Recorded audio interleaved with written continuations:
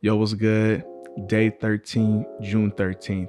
And I really want to get into really the next step, which is distractions and cutting out distractions. And, you know, I was actually listening to a podcast that talks about distractions. And the guy that I was listening to, Myron Golden, and he talked about it. His video was called Don't Fall Back into Sin. And he said something that just blew my mind. So he was teaching on the three levels of like are basically what our three enemies are. Our enemy isn't just Satan, the adversary. Our enemy is Satan, the adversary, but it's also the world, meaning like social, whatever the social norm or the culture of the world is at that time. And then also our enemy is the flesh. And he said, your flesh is your enemy. And that hit me in such a major way because it made sense. It really made sense. Your flesh is your enemy. And the reason why I'm bringing this up is because a lot of people that I've been speaking with or that have been commenting or, hitting me up in the DMs, they're opening up, they're sharing some things and they're expressing some things. And one of the things that has been expressed is that, this just must not be meant to be because it's too hard, or every time I try to do something, or every time I'm trying to like take a step forward and it like something comes up that like basically hinders the process. And so they feel like it's not meant to be because it's just not flowing or it's just not lining up. And man, I want to tell you, number one, that is definitely a lie from the world. That is supposed to just connect, that is supposed to just flow, that is supposed to just work. And then also understanding like the mindset behind a distraction. And so it's really going to get good. So it's about to get real juicy. And I actually have my Bible here because I want to show something that really I think could help anybody in any situation that may be struggling with distractions that come in their life. And like to not think it like isn't meant to be, or that it's not, that you're not supposed to do something because it's not just flowing. Even when I was in the dating world for a while, a lot of females would say, oh, just go with the flow, just go with the flow. And finally I came across a video, somebody sent me that she finally said, stop saying go with the flow, because if you go with the flow, you're drifting and no direction in your life, and you're literally allowing anything to happen to you happen. And that's because you're going with the flow. And so there's a yin and a yang to it, but ultimately you direct your life. Like you choose how you want your life to go. You choose the job that you want. You choose the career that you choose, the activities you want to do. You choose everything really about your life. That's really the reality. And so when you're cutting out distractions, you're choosing to no longer just go with the flow, but to actually be intentional about what it is that you're actually going for. So going with the flow is a distraction, and your flesh is your biggest enemy. And man, this is so true when it comes to this chapter of discipline. Discipline is, again, doing the thing that you don't want to do when you don't want to do it. Your flesh does not want to go against resistance. It is so much easier to just sit on the couch and not go to the gym and pick up weights and have resistance. It's so much easier to stay in the house instead of go outside, talk to people, meet people, and learn how to like talk to people that you don't know. It's so much easier to just hide behind a computer screen or the phone screen. And all of these things that, really are easier to do is not good for you. It is your enemy. And I think realizing that your flesh is your enemy. Even the mind is your enemy, honestly, until you train it to become your friend.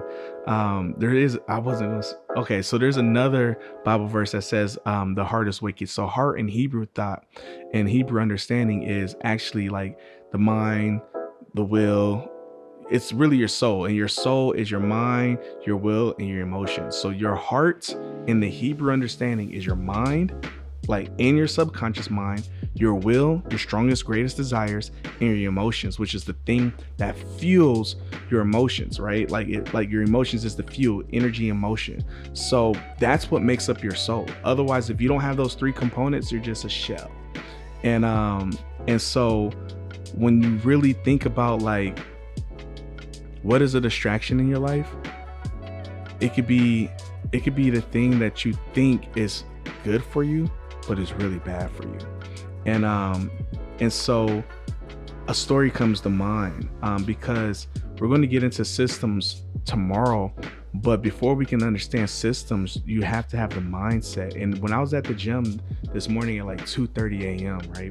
I'm at the gym, and I'm listening to like, I don't listen to music when I'm at the gym.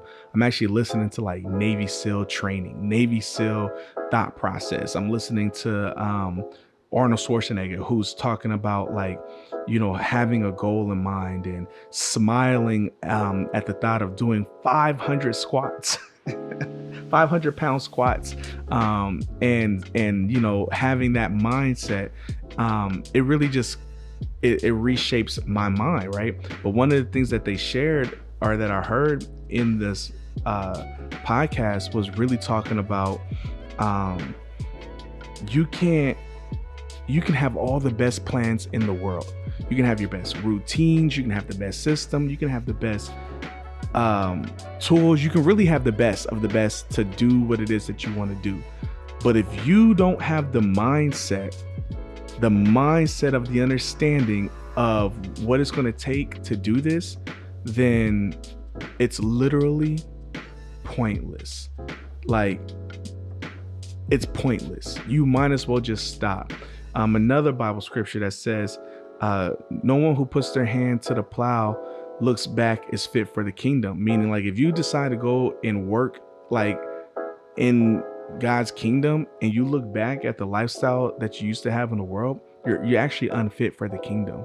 What's happening here, right, is distractions of the world and distractions of the flesh, distractions of the soul. And there's just this lie that people have been believing that if it doesn't line up, then it's not meant to be. But you prayed for this. I've had so many people tell me, oh, I prayed to God for this thing, and because I prayed for this, I believe it. And then when they meet resistance and opposition, it's like they forgot their prayer. You prayed for this, and now that you're meeting resistance, you're saying it's not of God. No, you're canceling out your future is what you're doing.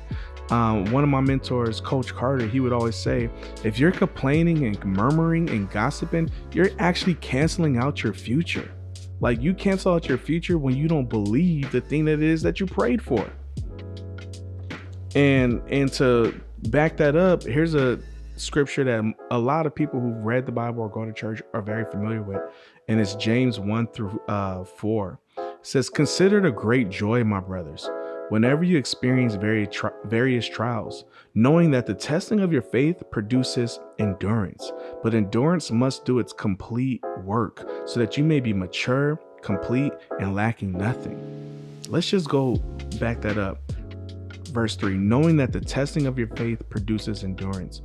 As we know, like, the first step in this chapter of discipline is to make a decision, right? To like determine in your heart something that you're going to commit to and why you're doing this.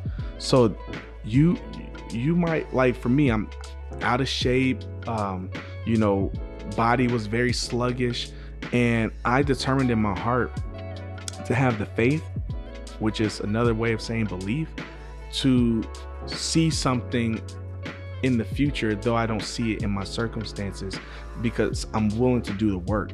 So faith without works is dead. So this is saying, knowing that the testing of your belief, the testing of your faith. So your belief has to be tested. Your prayer, when you say, oh, I prayed that I would meet somebody who can do X, Y, and Z for me, or A, B, and C. Well, guess what? That prayer now has to be tested. That mindset, that belief, that faith has to be tested. And so when you start to work at it, because faith without works is dead, you're going to start to work in it. And you're going to have to meet resistance because it's part of the process. And it's going to produce endurance. It says, but endurance must complete its work. So if you give up before you let endurance complete its work, before you let the resistance do what it's supposed to do in your life, just like weight training, you're doing resistance against your muscles, and then you stop or you give up or you don't allow the resistance to fully like go all the way through. If you don't get the full squeeze, if you only do partially of it, you're not getting the full effect of it. And you're canceling out your own efforts, you're canceling out your future, you're canceling out like the work, because you're not letting endurance do its complete work. And why does it have to do its complete work? It says right here, so that you may be mature, complete, and lacking nothing. Like if you were just handed the keys to, like, if you were just given everything you wanted without working for it, you wouldn't even keep it. You wouldn't have it. And my mentor used to always say that to me. And now it makes so much sense. He was like, bro, you can't handle $1 million right now. And it used to mess me up. Man, yes, I can. I want this. I want that.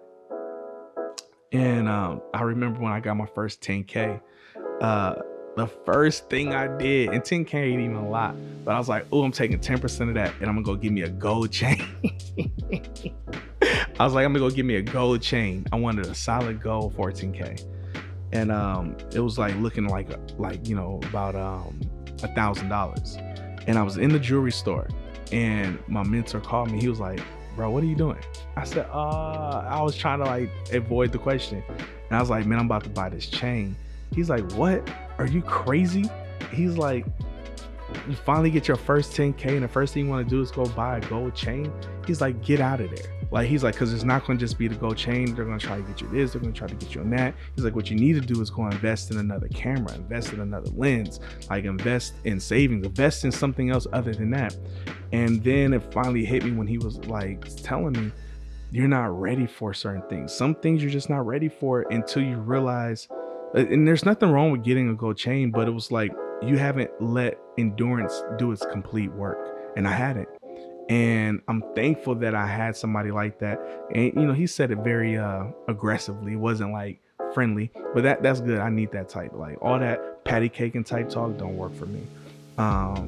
But he snapped me back into reality. And so that's the thing about distractions. Like that was a distraction. So distractions can be good things.